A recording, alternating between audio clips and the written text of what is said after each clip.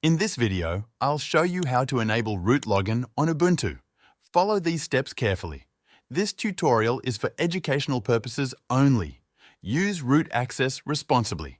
First, open your terminal. You can do this by pressing Ctrl Alt T. Now, we need to set a password for the root user. Type this command, sudo passwordroot. Enter your own password when asked.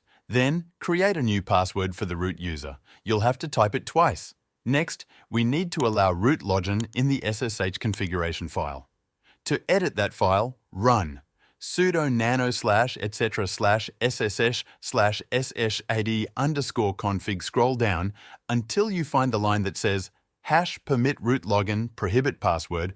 Uncomment the line by removing the hash at the beginning. Then, change prohibit password to yes. It should now look like this. Permit root login. Yes. If you see a line that says password authentication no, change it to password authentication yes. Root login is now enabled. If everything works, you're logged in as root. That's it. You've enabled root login on Ubuntu.